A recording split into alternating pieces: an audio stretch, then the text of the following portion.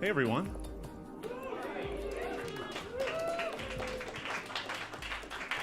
I'm Nicholas Rinaldi, General Manager at Canary Media, and I'm delighted to welcome you to Canary Live New York. This is our first in-person live event we've ever done.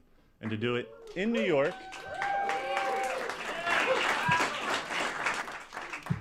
hey Pat. You can't miss Pat in a room. To do it in New York at this beautiful green space with our partners and friends at Postscript Media and Climavores is out of this world amazing. It's more than we ever dreamed of.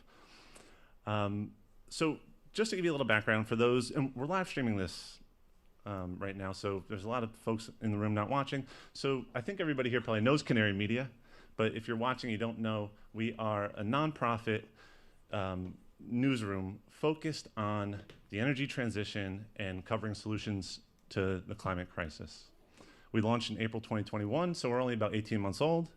And we launched with the generous support of RMI, which of course is one of the leading clean energy think tanks globally.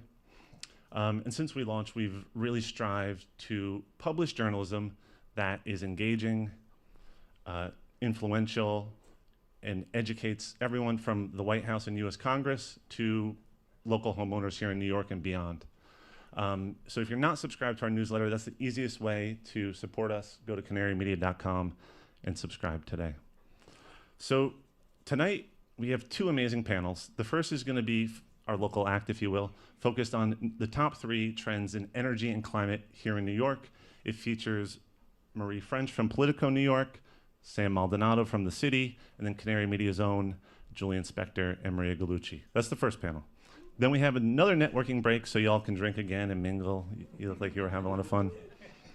And that will be followed by a live recording of the Climavores podcast with Tamar Haspel and Mike Grunwald, 2 nationally renowned journalists. You have like some world-class journalists here tonight, right? Let's give it up for them.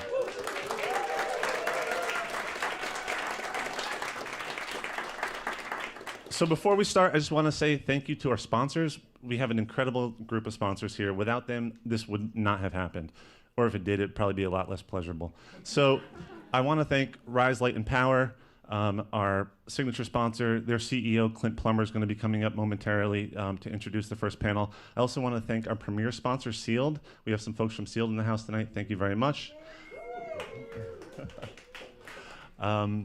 And some old friends of Canary Media, even though we're only 18 months old, Fish Tank PR.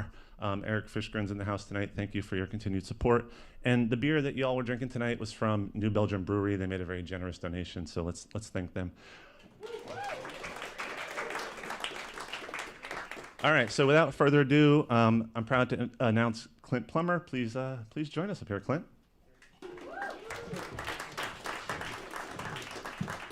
Hey, thanks, Nick. I appreciate that. As Nick mentioned, my name is Clint Plummer. I'm the CEO of Rise, Light, and Power.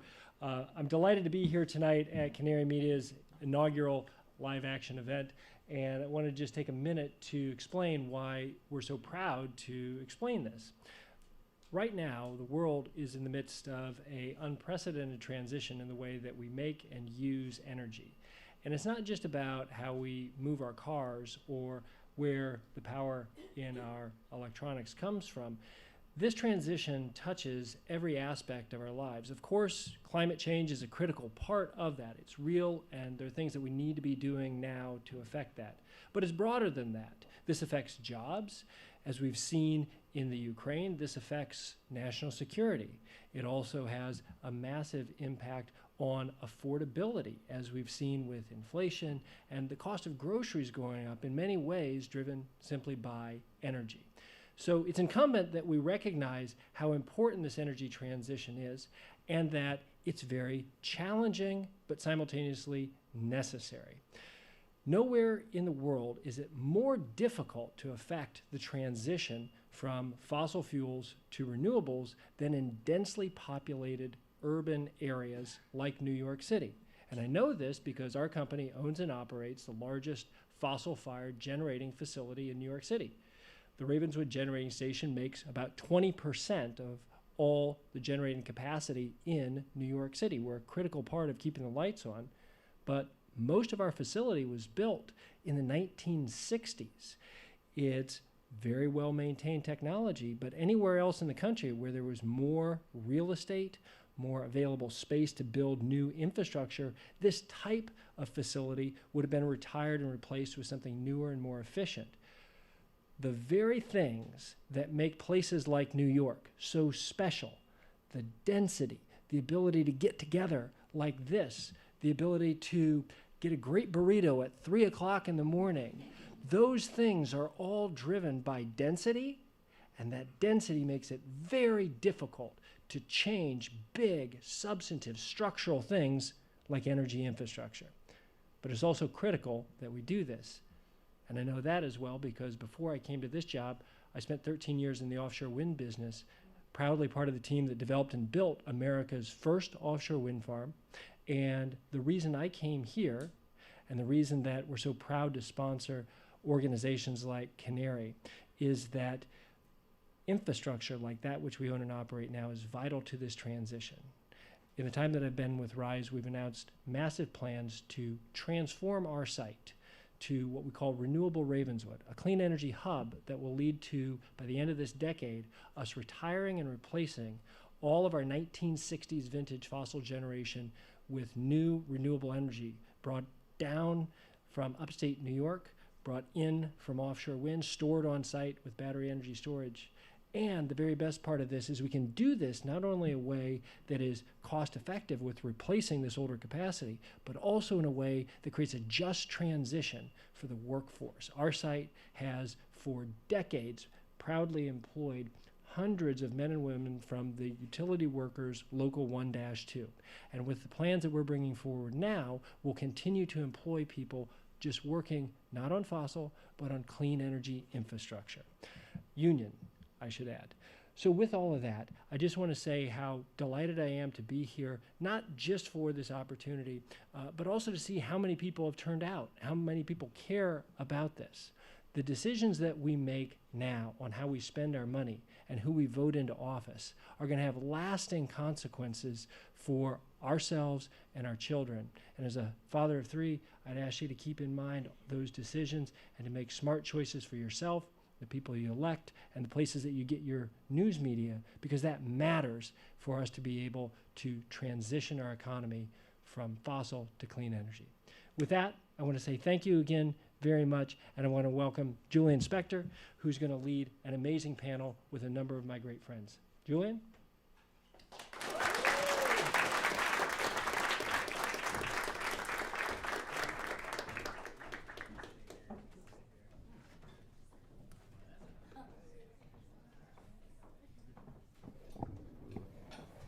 Okay, there's a full crowd in here. How are y'all doing tonight?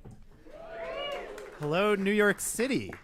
There's a Yankees game on, and you're here with us. That says a lot. But I think we're going to try to make this panel a kind of clean energy version of Aaron Judge. It's all homers all night, but no drugs. No drugs. So I'm Julian Spector. I'm a senior reporter at Canary Media. I get to roam around the world and seek out, compelling stories at the front lines of the transition to clean energy. That means I've been living in much sunnier, warmer environments than New York City.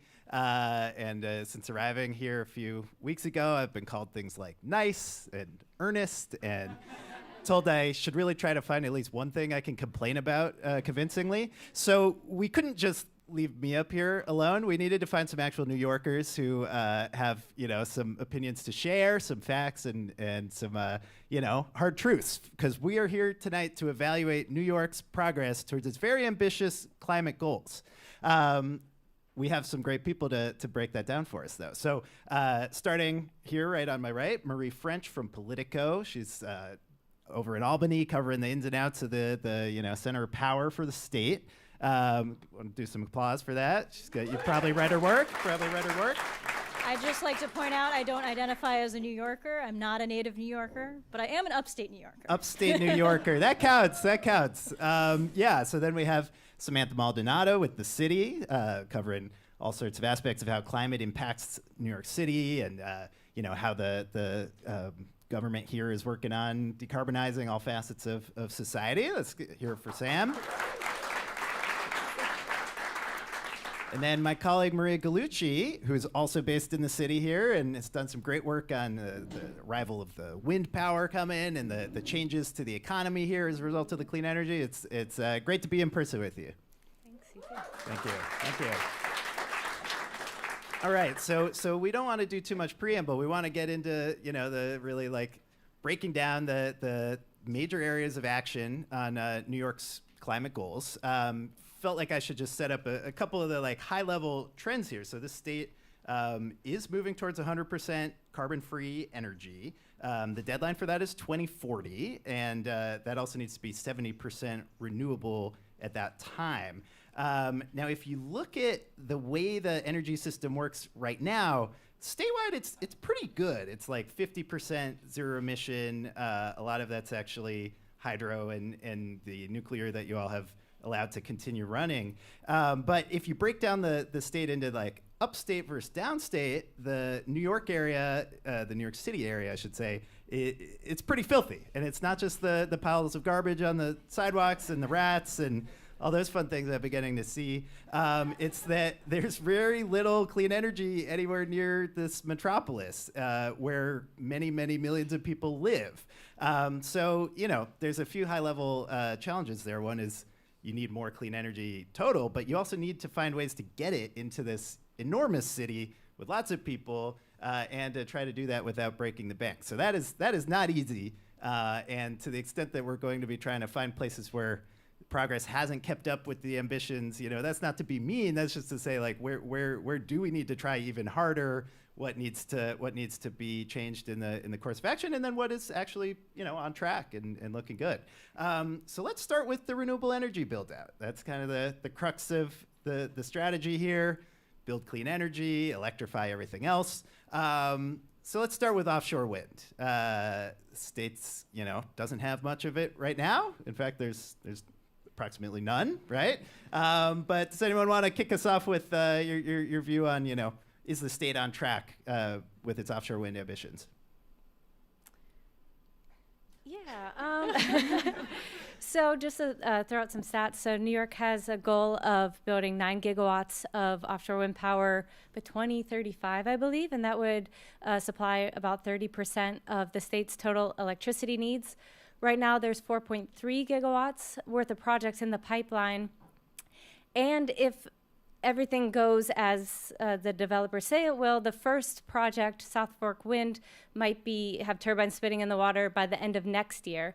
Right now, they are just starting kind of the early construction phases on the land side of things. So, yeah, I guess the next couple years will be a good indication of how quickly things are going to keep on track. There's a lot of prep and a lot of promises in terms of jobs and what communities will get out of these turbines that will come and all of the ancillary things that come with them, whether they're substations or transmission lines and everything manufacturing that goes with that. But yeah, as Maria says, it's really a matter of how many years will it take and what kind of delays will we see moving forward. Yeah, and I think it's important to note that these projects, when they were first announced, the first two that have state contracts, when they were announced in 2019 by Governor Andrew Cuomo, they were supposed to be online, I think, 2024, May 2024 and end of 2024 for the two projects. And of course, those dates are now 2025 and 2026 for them to actually be generating.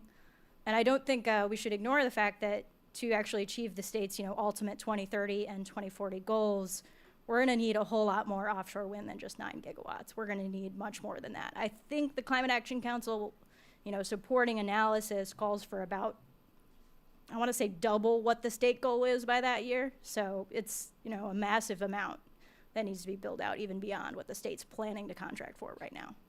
Okay, wow, a lot going on there. So even though there's nothing on, no points on the board just yet, there's a lot of the preparatory work in progress, but even the goal that is being pushed might not be enough to meet the long-term goal of cleaning up the grid. So let's move to solar. In California, where I've been living, that's obviously the leading new source of clean energy, but it's a little different out here. It's a little grayer. Maybe, not so much of the sunshine out here. So what do we need to know about the solar sector of New York State? we're gonna need a lot of it, like crazy amounts. And we're still seeing, I think, a lot of difficulty with permitting. ORES, the Office of Renewable Energy Siting, which is the new state office that was set up to do permitting and speed it up, essentially, for renewable developers, is still staffing up, and it's been 2 years. So, it's hard to find good people these days, Pandemic years, too. It's been tough. It's been tough, for sure. I think when we think about solar, we think about the solar panels on homes or community solar where people can sort of plug into a project and get the benefits themselves, and then utility scale solar. And they're both important in different ways, especially in terms of individuals engaging with like clean energy.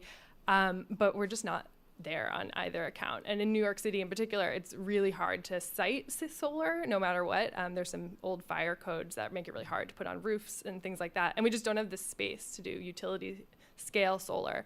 And so, I'm sure we'll talk about this more, but there's transmission lines in the works that would in part bring solar down to the city to help clean up the grid. But we're not there yet. It's kind of the theme of this night, I think. Yeah, just to throw out another stat. So that New York City has a goal of installing 1 gigawatt worth of solar by 2030, and I believe is about a third of the way there, so 300 megawatts. And the sense is that it's possible to meet that goal, but the city would really have to accelerate what's happening. And as Sam just mentioned, there's a lot of challenges to doing that. One project, I recently visited the Javits Center, which I suppose you probably know if you're in New York, but if not, it's this massive convention center not too far from here. And it was interesting to learn about how they figured out how to put solar panels on the roof, because there were all of these HVAC units kind of sprinkled around where they wanted to build. And so they had, and a lot of grasses that they had put to absorb stormwater runoff. So it was kind of the green roof conflicting a bit with the solar panel, the solar powered roof. So they did find a way to build around that, but I think that it was a good example of the sort of unique complications that New York City faces. And I mean, this project also is in the shadow of all of these skyscrapers that are being built on the west side. So, and that's an eternal kind of factor for New York City. Yeah, it's colder here because you guys don't have as much sun because it's blocked by the buildings. If you stand in the right angle. That's why you try so hard to get it up on the roof, and then someone builds a new billionaire residence that's just blocking all your sun. You can't do anything about that. So yeah, I think the solar, it's tough out here. I think New York City is a good counter example to the sort of vision of the clean energy future that's all small scale, and every home just puts it on the roof because you have too many people living in very tall buildings that don't have the roof space relative to the actual occupants here. So that points to the need to build more elsewhere in the state and pipe it in somehow. I did want to shout out, New York is, I mean, there is a big distributed, small scale solar across the state, in the sense that there's actually very little large scale solar getting built. So to the extent that I think they just crossed 4 gigawatts installed of distributed, and there's a lot on roofs. There's a lot of community solar. People in the community solar industry talk about New York as the leading example of policies intended to help people subscribe to solar without needing it on their own roof or even owning a roof. So that's a part of it here, but it's certainly not showing up as big as it is in other states, like in the West. I think according to the Solar Energy Industry Association, I didn't see New York on the top 10 list of installed. Like New Jersey was on there, Massachusetts, but not New York as of the last quarter. So, okay, moving on to one that's near and dear to my heart, energy storage, big batteries, basically. That's generally considered crucial to taking the ups and downs of wind and solar production and making it available at the times you actually need it.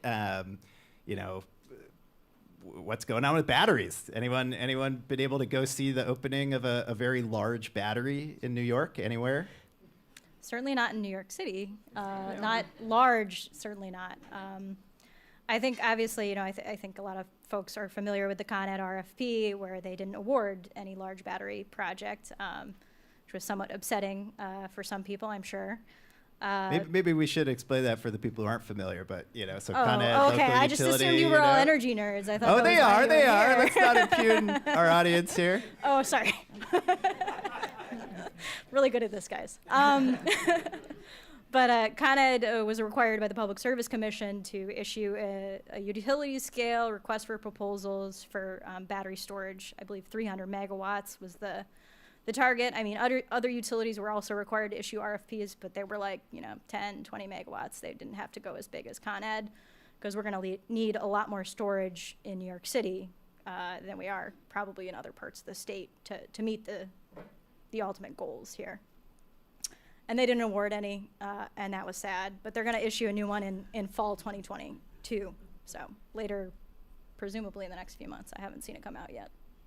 Yeah. So, and I did a little digging because I like writing about batteries. But yeah, there was this one awarded to a company called 174 Power Global. I think it originally talked about coming on this year. Now it's maybe next year. That'll be 100 megawatts in Astoria. So, that is a sizable battery. But yeah, there's just been much smaller development so far. And there's certainly state policies giving grants and funding to get battery storage built, but there isn't what you would call a thriving market for it. And I think people are still figuring out the business model that makes sense. It's hard to get financing for a battery project if you can't look at anyone in this state and say that they made a profit by investing in this kind of asset. So that's a challenge. And yeah, so there is a storage target on the books, but the initial 2022 deadline got pushed back to 2025 because no one was going to make it in time. So I would say that one's maybe not on track yet, but it could turn around at some point. Also, fire code is really hard in New York City. It's we face a lot of the same challenges with solar that we do for battery storage installation here because of fire code situations, which in some ways it's smart. You hear about the batteries for e-bikes blowing up in different housing, which is sad, and we don't want that to happen. But there has to be a way to sort of be able to permit these batteries because we need them. And I know the mayor, Eric Adams, has sort of proposed this zoning text resolution to change the way that we're allowed to build different developments in different places. And there's one I think it's called Zoning for Zero Carbon. And he says it would make it easier for us to be able to install battery storage and sort of like larger scale, city-sized scale renewables places. But we have not seen any of that text yet. So still waiting. We'll see how it goes once we see it maybe later next year is what I've heard. Mm-hmm. Yeah. I was just going to add, on the battery issue, I think a lot of the industry and me, because I love to write about roadmaps, is waiting for the energy storage roadmap 2.0.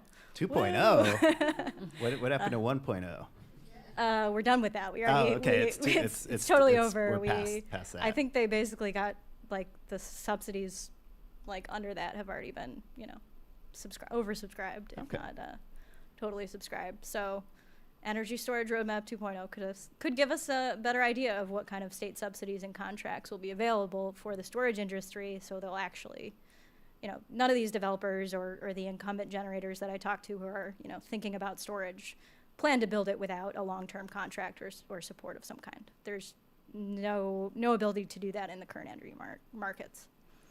And do we know when that roadmap comes? I can't say. All right. Well, yeah, then I mean, just to kind of cap off this whole clean energy build-out section, wanted to talk about just reliability and this idea of, we're shifting from fossil-powered plants that we can control and call up when we need them. The offshore wind is coming. There's maybe more solar coming. Maybe the batteries will arrive. But how do you see the state tying all these different pieces together into a fundamentally new way of running the grid that has to keep all the lights on in New York City, has to keep the subway running, the elevators going up and down, without burning fossil fuels like we do today? Have you seen a compelling policy work that all these different threads are going to be tied together in a way that works? Are you asking who's in charge? That could be part of it. Yeah. Yeah, well, I mean, the Public Service Commission and NISO, our grid operator, and Marie can correct me if I'm wrong, which is true for literally everything I'm about to say in this whole panel, but, they're supposed to make sure that, our power can stay on, that we have enough, resources that are dispatchable to use when we need them, to make sure that we're not overtaxing our grid, and to make sure it is, dependable and hardy for times of like climate change, and also just in terms of, having demand be met by what's there, what's available. Yeah, I think you've kind of asked the question that I feel like the state has avoided answering fairly successfully so far. What is the dispatchable emissions-free resource that we need, hundreds, if not thousands of megawatts and gigawatts of? And we don't really know the answer yet, but I will remind everyone that the climate law has off-ramps. The Public Service Commission, if it is concerned about reliability, can, be like, well, I guess we're not going to hit zero emissions by 2040. Will they want to do that? No, I don't think they will. Are they trying? Policymakers are trying very hard to hit these targets, but there are some questions that they haven't answered yet. And part of that is because, we want to see what technologies emerge, but part of it is because these are politically difficult questions to answer. Yeah, off-ramps, that could be important. I was just in Hawaii where they shut down the last coal plant, and that was dictated by a law specifically to end the use of coal. And there wasn't sort of an asterisk around, and make sure all the solar plants have been built before you do that. So it got a little dicey. It ended up being okay. No one lost power, but they're burning a bit more oil in the meantime, and prices are going up because all the new reinforcements weren't there. So yeah, a little flexibility as opposed to dictating hard terms absent, knowing the reality on the ground is it's good to have that. Well, let's keep moving to the next section, which is buildings. Buildings as a sector is now the biggest source of carbon emissions in the state. So you got to do something about that. And as anyone who lives in the city knows, there's a lot of old buildings here. They are not the most energy efficient. There's fuel oil in the basement, keeping the heat going through the winter. It's kind of a gnarly problem, I think. So let's start with one of the hot policy ideas in the building decarbonization world, which is banning gas, fossil gas or natural gas in new building construction, and that kind of forces developers to electrify the appliances and heat and do your water and cooking without fossil fuels. And New York City is actually taking some action on this. So maybe Sam, is that something you want to take? Well, New York City did it. They put a ban on gas in new construction. I believe it starts in now I'm forgetting the year, but 2026. I think it's on the paper, so you should check. But I believe it's that, and it depends on how many stories your building is. The smaller, the fewer the stories, the sooner it is, and the taller the building, the later it is. But essentially, it has to be electric. Can't have any gas or fossil fuels burning. And we've definitely seen some of these buildings already that are being built or have been built, both affordable housing, for example, and market rate units that have, heat pumps and electric or induction stoves. And, you hear different tales about how much did it cost to build, how are the residents enjoying it or not enjoying it. But what I am always told by different developers is it's not only about electrifying, it's about keeping these buildings really efficient and having like a very strong building envelope, so it doesn't take as much energy to heat them or cool them, which ultimately can fall to the tenants in them. But anyway, that is one thing that is happening, and it's leading the state, I would say. Ithaca also has a goal for, I believe, all electric buildings, all electric everything maybe by a certain date in the mid 2020s, if not a little bit later. But otherwise, the state hasn't done it yet. They have punted. There was a bill in the session this last time, and they did not pass it, even though the Climate Action Council, which is the body that's tasked with, figuring out how to meet our climate goals, they did recommend to have all electric buildings mandated. Gotcha. Well, that sounds like an Albany drama there. So Marie, can you fill us in on what happened? Why didn't the idea that flies in New York City work in the state capitol? Because the state capitol also has people from upstate and Long Island. Oh, that's Yeah. and they're They're- New Yorkers too, or are they still? I believe they still consider themselves New Yorkers. Oh, okay, yes. cool. Yes, Gotcha. they do. But yeah, I mean, it was definitely a huge push this past session to try to get some type of all electric buildings. I think their best shot was, of course, in the budget, where many more things can get done politically. And that didn't happen. Senate Democrats were on board. The governor's office was on board. But the Assembly Democrats were not there yet. And, TBD on whether they're there, next year in terms of supporting that. I think it's definitely tricky to say an upstate utility that's a gas-only utility, we're going to prevent you from ever having additional customers. And they're pushing back hard. I mean, the fossil fuel industry spent money running ads, attacking Hochul over this issue. And they were, if you look at it from the results, they were successful in the sense that it didn't happen this past year. And now the Climate Council is considering pushing back the whole timeline about a year because of the way that the international building codes are coming out later, and they need more time to sort of integrate it if they do it through the Building Codes Council rather than just legislatively. Do you get the sense that there's opportunity to come back next year and try again? Like, was this a temporary setback, or? It's not an election year, which I think will definitely make it a little easier for some people to support it. Whether the results of the election actually, hurt that goal is talk to me week after the election, please. Thank you. Sure. So that's for new buildings. What about all the old buildings? It's a lot easier to fit the new technology into a brand new design than a retrofit, which is expensive and time consuming, but you got a lot of old buildings. So have you reported on any kind of promising policy efforts to try to reach the existing built environment? Yeah, I don't know about promising, but there is a law called Local Law 97, and if you live in New York City, you probably have heard about it.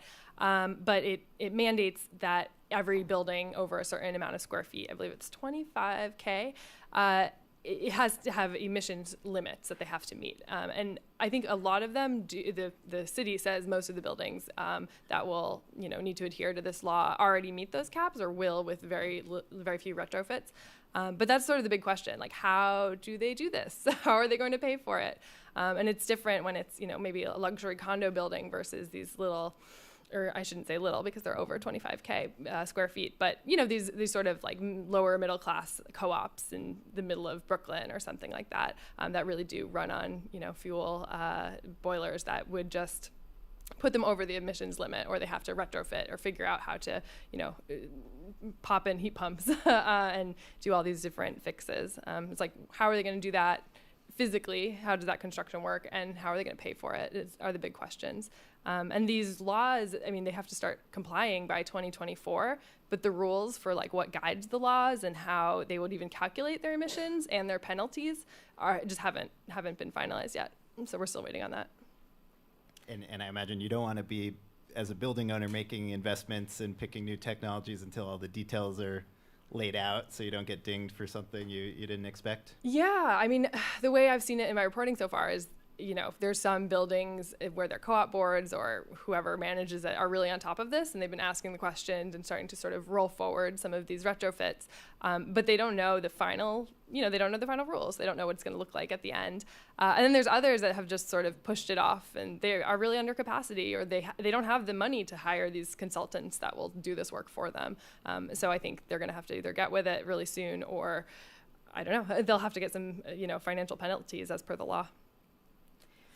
One thing, maybe it seems obvious, but I was a little surprised to learn that like space is also a constraint for electrification in New York City buildings. Like, where do you put that heat pump, or when you're swapping out the existing infrastructure, it ultimately changes the footprint and can conflict with what's there. And so that was, if we think about space constraint from a solar standpoint, that's kind of obvious, but this is an additional challenge, is figuring out where things go.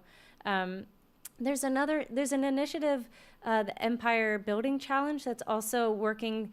I believe it's a voluntary effort, but also kind of going after these large existing high rises. And it's interesting, there's a stat I remember reading that you could get toward 80% electrification, kind of using existing technologies with retrofits, with massive reductions in energy consumption. Obviously that costs money, but it's sort of encouraging in some ways to think that you don't need some totally new gadget to get most of the way there.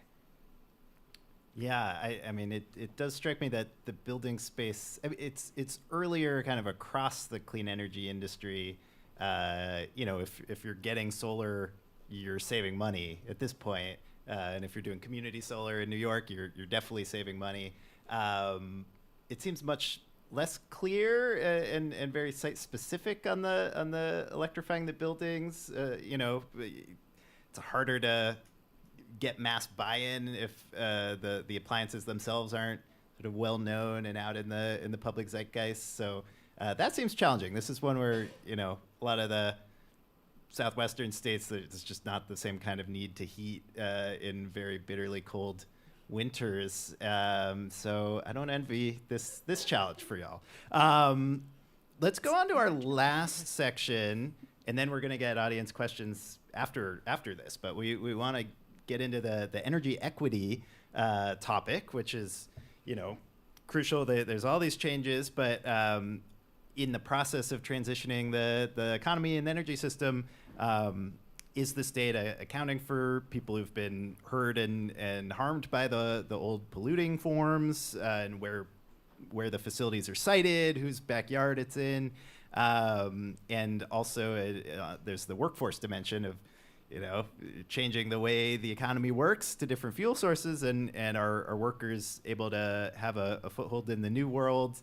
And then, we've raised the issue of cost, and a lot of these changes are being driven by policies, and, someone's bearing the cost for that. So I think that'll be good to dig into. I think one energy equity policy that New York City has done, and I don't know if anyone else has done something quite like this, is this rule on dirty peaker plants. So these are the fossil fuel plants that are rarely used, but they fire up when there's really intense demand. So summer heat wave, everyone's running the air conditioning, and they tend to be the dirtiest facilities on the grid, and a lot of them in town here are also 50, 60 years old. So there is a rule to do something about that, noting that they're often cited in disadvantaged communities or minority communities. So anyone want to fill our audience in on with the status of this rule? So it's a statewide, the DEC says, we have too many of these peakers that are emitting a lot of NOx emissions, which are, create the smog and have very harmful health effects. So we're going to start to phase those out. 2023, some of these regulations go into effect. Some peakers have already started to shut down. More will be shutting down in 2023, 2025 time frame. And right now, it's sort of a question as the New York Independent System Operator looks at those plans. Can New York City still reliably keep the lights on? And so far, in terms of their short-term reliability assessments, they've said, yeah, it looks like we'll be okay, but there are some definite issues in the coming years if some other things happen. If demand is higher than we expect, if there's an extreme heat wave, if there is, if Chippy, the Champlain Hudson Power Express, doesn't come online, when it's currently forecasted to come online, there could be some reliability issues that the NISO itself has said, this could mean that the peakers need to stay on longer. Yeah, well, and then on a fundamental level, so this is very important work to be, getting rid of the most harmful of the old polluting plants. If you are shutting down those peakers in New York and not building batteries, which would be this sort of zero emission on demand technology that's available today to replace them, how long can you keep doing that, of shutting down your in-city capacity and then not building new firm capacity to replace it?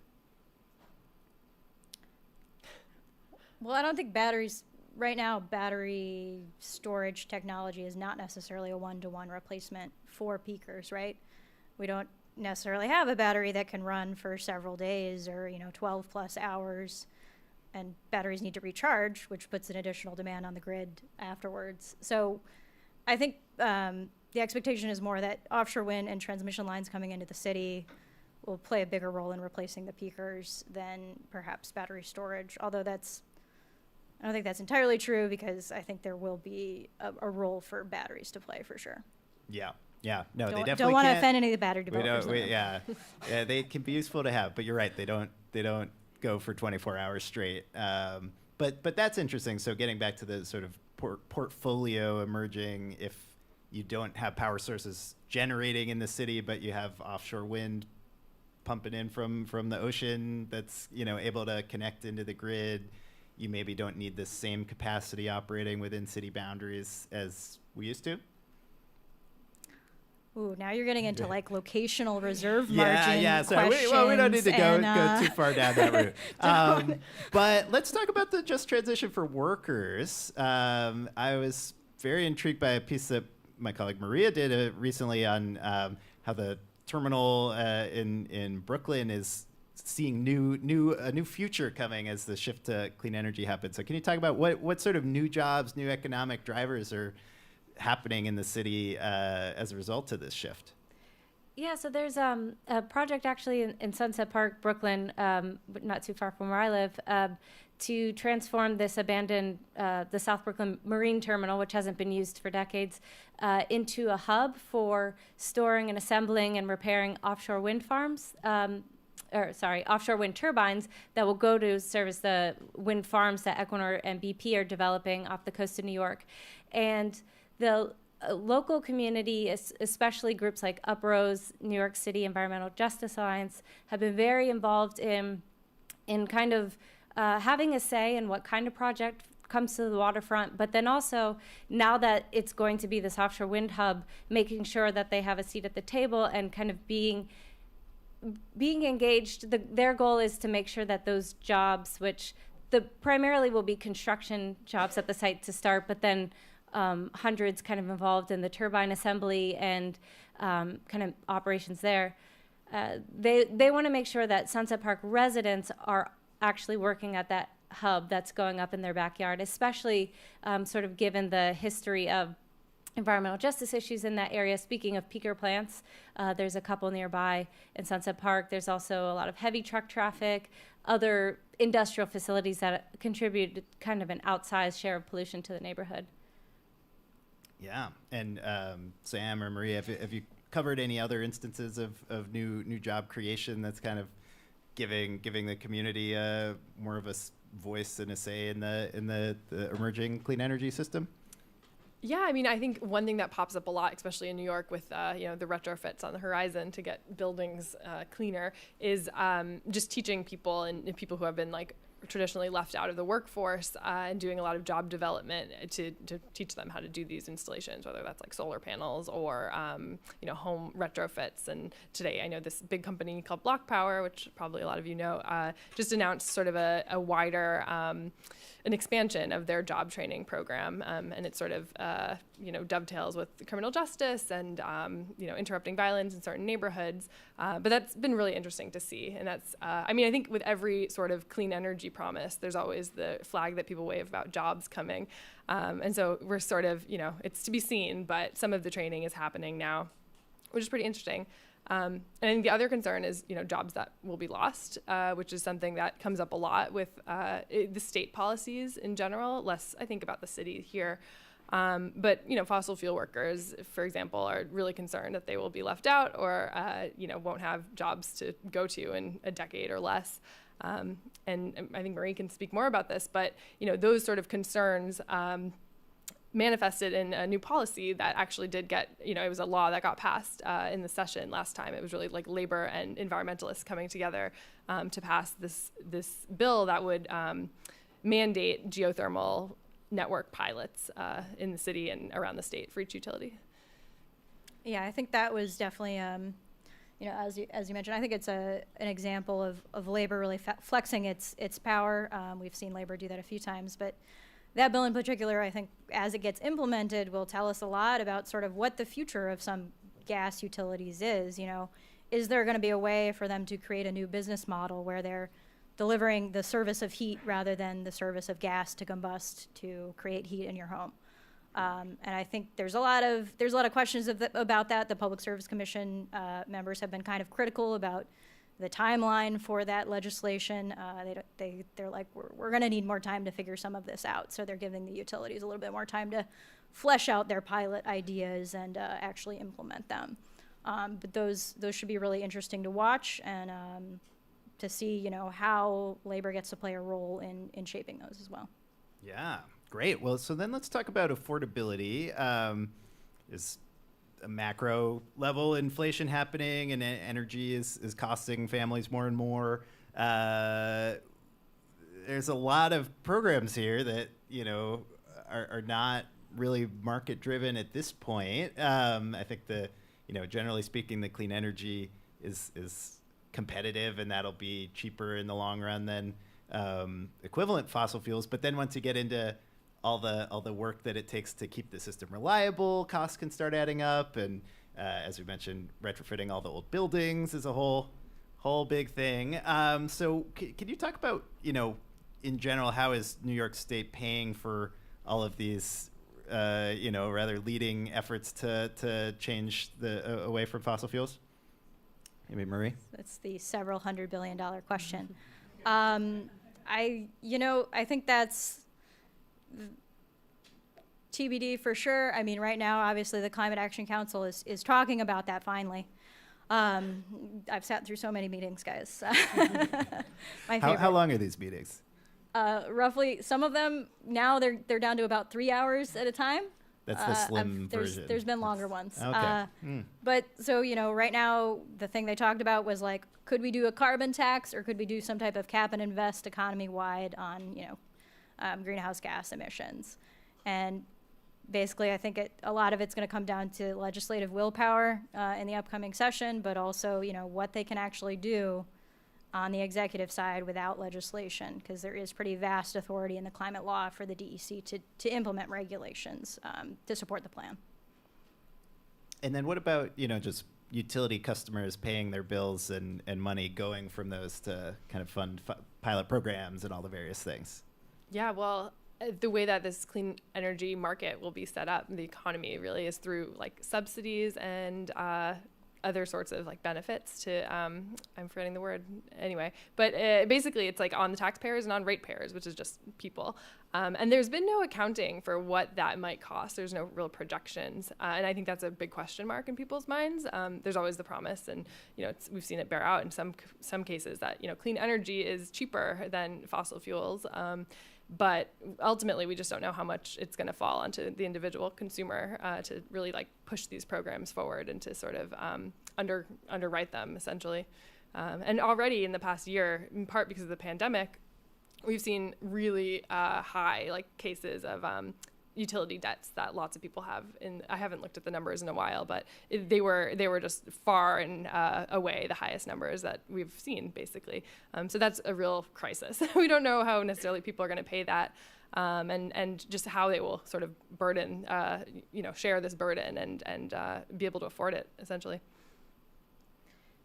And I don't know the extent to which this will kind of trickle down to individuals, but the Inflation Reduction Act, I think it was NYSERDA said it should pump like $70 billion into New York State from now through 2050 in the form of, tax credits for heat pumps or electric vehicles, or in tax credits for utilities that previously couldn't participate in those programs, like rural co-ops and municipalities.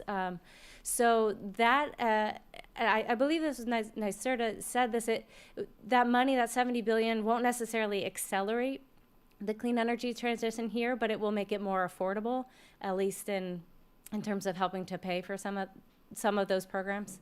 That's a nice little bump to get. Yeah, it's everything we've been talking about has a tax credit from the federal government, thanks to the Inflation Reduction Act that passed this summer. So that will change the trajectories there a bit. So, okay, it sounds like the cost thing, there's some question marks here, and I'm sure the long-term political buy-in on the transition will rely on showing people that whatever costs they might be asked to bear seem worthwhile and lead to, long-term saving. What if you have a highly efficient electric house, you're spending less to heat and cool it, and your electricity costs less, but it's getting there. And how do you make sure enough people are getting those benefits that they want to keep participating in it? So I have a few kind of fun grab bag topics that are outside of those three categories, but then we will get to questions. We'll have a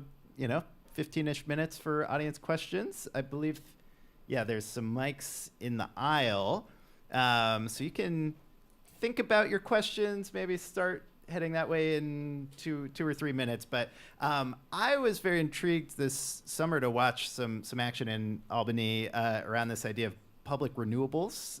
There's a fairly robust, political coalition trying to push this idea of getting the public power entities in New York to just start developing more renewables themselves and rely less on private,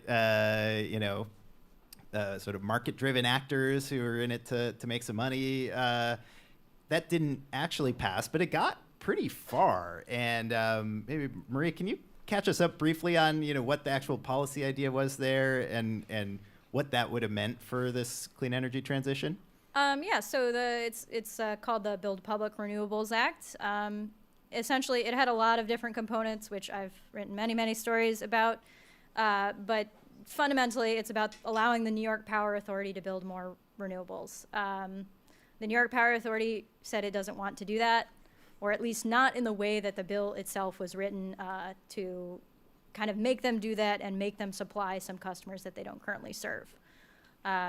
So that idea definitely got a lot of traction, a lot of attention, some really, if you want to study like social organizing campaigns in New York, that's definitely one you should look at in terms of, how to really move the conversation and pressure lawmakers to take something seriously.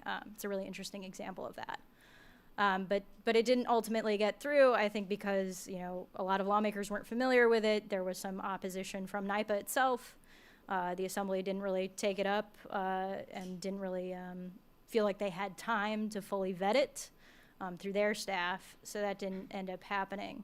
We'll definitely see it again next session, I believe. I think that's sort of like a step that the Democratic Socialists see like toward getting public power being, let's get rid of investor-owned utilities and have public power authorities deliver the power to people. Yeah, and would that actually accelerate the switch to clean energy, or is it more about changing kind of who the actors are who are leading the shift? I think it's kind of hard to say. That NYPA definitely has said, like, we don't really think this would we don't think we have a real big advantage in building renewables. The private market is kind of responding. The state says we've got these RFPs out on the street. We've gotten a really good response. We've got contracts. NYPA wouldn't be exempt from siting regulations. I mean, they'd still have to get permits and deal with, impacts to wetlands and forests and, visual impacts to their neighbors. So I think it could affect, the way it's structured, but would it vastly accelerate the progress on 70% by 2030? Not many people agree with that. Okay, gotcha. Well, moving on. So Hurricane Sandy hit 10 years ago. The anniversary is just a couple days away, actually.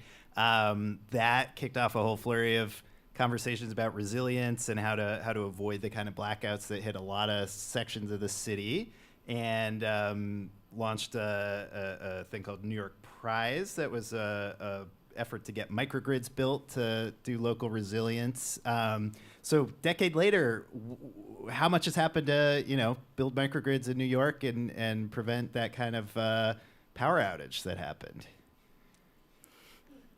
I mean, from my perspective, from what I understand, it's less about the microgrids that have been built out, because they haven't very very haven't. much. Oh, I think there's been a okay. little bit of movement. I'm honestly not super familiar with that terrain, but I can think of several projects in the back of my head that just never happened, or maybe are still happening, depending on who you speak to. But I think what we have done and what we have seen is a lot of like shoring up some of our infrastructure around the MTA, around substations. Con Ed has done a lot of work kind of like hardening what they've got, so that way, hopefully we don't see as many power outages when the next storm comes. Okay, still waiting on the microgrids. That might come later. Canary Media will be around in 10 years, and we'll come back and do a little benchmarking there. So I'd love for anyone who wants to ask a question to start heading up. Just wanted to ask, this is more for, the real energy nerds out there, but a few years ago, there was this thing called New York Rev. It was the Reforming the Energy Vision. We talked a lot about it. We wrote stories about it. It was going to remake the relationship with customers and utilities. But I haven't seen it in press releases in a long time. Is that still happening? New York Rev? Anyone? I think we should get Victoria up here to talk about Rev. It's if you talk to the commissioner, the chairman of the PSC, he remembers Rev. So it's not the flashy thing in the press releases anymore, and we didn't fundamentally change the way the utility system works. It still kind of works the same way that it did when Sandy happened. The idea was to make it a platform and, it was a pro-ESCO sort of model even, I would say. But that hasn't happened. The utility system kind of works the same way. They did make some progress on some different things. They have like sort of I don't even want to say that acronym, so I won't. But they have different like plans and like policies and different pilots that came out of Rev that I think have shown, some promise. Okay, still reforming in the background. Let's get some audience questions in. Let's keep them brief. Please introduce yourself so we know who you are, and then ask a question, and then we'll answer it. Thanks. Hi, my name is Jason.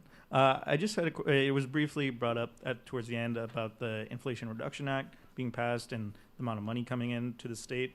Obviously, a lot of consumer tax credits. I had a question. Has there been any excitement or any response really about the manufacturing credits that could be a lot of jobs or in economic activity for the state? I'm just curious if you've heard anything about that. I think definitely. I think you're going to see a lot of projects try to take advantage of those. Even the Port of Albany, when it decided that it didn't want a federal grant, kind of mentioned that the offshore wind manufacturers that are hopefully coming to their new site, would be able to take advantage of some of the IRA tax credits for their project. Any other thoughts? Yeah. That sounds good. Over here. Hi, I'm Lindsay. Julian, you wrote such an interesting article about Hawaii's development of the two-way grid and using electric vehicles synced together to send lots of energy to the grid, plus battery storage people might have privately. What's going to make that happen in New York State and New York City? That's a great question. Well, thank you for the plug for Canary Media reporting. Everyone go check it out. So in response to the island of Oahu shutting down its coal plant, they are filling the gap in part by asking households to share power from their solar power stored in their home batteries with the grid in the evening hours. And they're paying people like thousands of dollars to sign up for this program. So that is definitely one way to get clean power onto the grid. Have any of you covered any efforts like this in New York? Is that in the works? Sort of sounds like a virtual power plant sort of style thing. Yeah, exactly. Yeah, I know there are some pilots around that, for sure. I'm not, off the top of my head, I wouldn't be able to cite one, though. I believe Revel had and correct me if I'm wrong, but yeah, they had a pilot in New York, in the city, I should say, that was sort of doing the grid, the two-way grid sort of situation, which is promising, but still a pilot. Yeah, Revel is a car share company, electric cars, and they have a EV charging hub. I believe that's the site of the vehicle to grid pilot. Gotcha. I mean, I do know it's really hard to install a lithium-ion battery anywhere in the city because of the fire code and concerns about fire safety there. So a precursor to doing that kind of program is having thousands of households with batteries. So you gotta figure out a way to do that first, probably. But maybe upstate, with the rooftop solar and all that distributed solar. But yeah, sounds like it's not in the works so much in New York so far. Over here. All right. Hey, my name's Russell. I'm a community solar multifamily developer in Brooklyn. So I'm really worried right now about sort of NYSERDA's future plans for the megawatt block program. IRA passed, and they're talking about the upstate money being sort of reevaluated. I was wondering if anyone had any insights about like NYSERDA's plan for community solar, especially in New York City, Con Ed territory. As that line gets smaller and smaller in the megawatt block program. I know what you're talking about.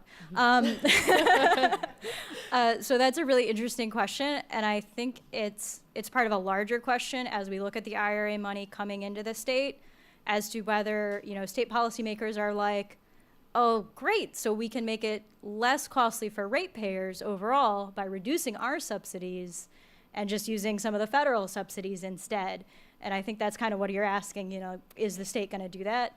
And based on some comments from the Public Service Commission at some of their meetings, I would not be surprised if they started to look at ways that they could scale back, the money coming out of everyone's electric bill and being like, well, you're getting a federal subsidy, so you should still be doing the same project, you're getting the same amount of money, and we're not going to give you an additional adder to do this project. But I'd love to talk to you more about it. Okay, so that's actually, so it's like you could, in theory, keep subsidizing from state funds, add the federal subsidies, and build more clean energy that way, or take the federal ones and draw down the amount you would have given from state sources, and you end up with the same amount, but it's less costly, and that's going to be something for every state to decide, I guess. Yeah. Okay, that was a good. I that was over my head, but the answer I thought was interesting. So yeah, you over here. My name is Hans. Although the discussion has centered mostly in New York City, a lot of people who work and commute live in suburbs. And what we're seeing in the suburbs... Here for the suburbs. Anyone here from the suburbs? More. All right. Okay, Jersey. All right. More and more McMansions coming up. And I was wondering if there is any chance that New York State follow the more enlightened parts of this country that demands a solar and electric self-sufficiency of new construction. Ooh, that's a really good question. Yeah, so some states, California included, actually do require solar on new homes, which could fit well with the all-electric home requirements. Is that on the table in New York? I haven't seen a proposal that requires that specifically. I mean, the proposal to require, ban combustion of fossil fuels in new construction definitely also entails, extremely efficient building codes, electric ready in the sense that, they can support an EV and theoretically, I suppose, support solar. But I am not sure that the plan right now calls for solar and batteries in every home to make sure that your new house, in the middle of nowhere is in the middle of nowhere being like upstate New York, I guess. Oh, okay. All right. Familiar with those areas, yes. And also with those lawmakers, get on board. We'll do you over here. Yeah, hi, my name's Wes. Thanks for putting on a nice event. First of all, you got a nice space here, too. So back to offshore wind. So the theme that at least I took away from the answers, and maybe the rest of us here, was delays. The delays may be on account of developers, on account of the state, not really sure. But I'm interested in your views as to maybe what's driving those delays and what can be done to get things moving again. And then also what can be done to avoid those delays for future awarded projects. Some of the delays originally were around the lack of permitting processes at the federal and state levels that have since, over time, been resolved. So projects that maybe have been a decade in the works now have gotten over some of those hurdles, and that will help future projects going forward. Other delays, though, there continues to be pushback in local communities that will be affected by where the connection cables are coming onshore. South Fork Wind is the project that's kind of advancing farthest along in its construction off Long Island, and I know that there's concern, a lot of vocal opposition from the fishing and lobster communities about how that undersea cable will affect the habitats. I don't know if you wanted to add anything. I would definitely agree with that, and I think particularly in terms of the federal permitting process at BOEM, there's obviously we had a different administration a little while ago. I remember that. Yeah, and they were not huge fans of moving forward on offshore wind permits, as far as I understand, and I think some of that's eased up, but I think there's also concern whether BOEM has enough staff to move some of these projects forward at the rate that I think the states would certainly like to see, them move forward. So, and that touches on offshore, touches on federal jurisdiction, whereas onshore wind is more of a state level thing. And I'd say generally across anywhere you go, the first big projects are always the hardest in some sense because the processes haven't really been figured out yet. So at the very least, those have been fleshed out more than they were 5 years ago or 10 years ago. And I think we could do one more question and then we'll wrap up here. Rob Parker from Zinc8 Energy Solutions, energy storage developer or technology company. So echoing kind of what Marie had talked about on delays, I think in the last question, but also staffing. It's a 3-year wait for interconnect in energy storage installations right now. Julian, you mentioned the PUC and working together in Hawaii to drive those changes, but here it's kind of it's a FERC problem or it's PUC versus NISO, but there's not a lot of either staffing at those levels and or just delays of who's responsible. Is there any discussions you've seen or conversations on driving that? You mentioned ORED staffing, so from a staffing and for taking ownership of it like Hawaii had to do because those delays are only getting worse. Is that a NISO or a Con Ed interconnection process, or both? If you ask each one of them, they'll say it's the other one. Okay. We should talk.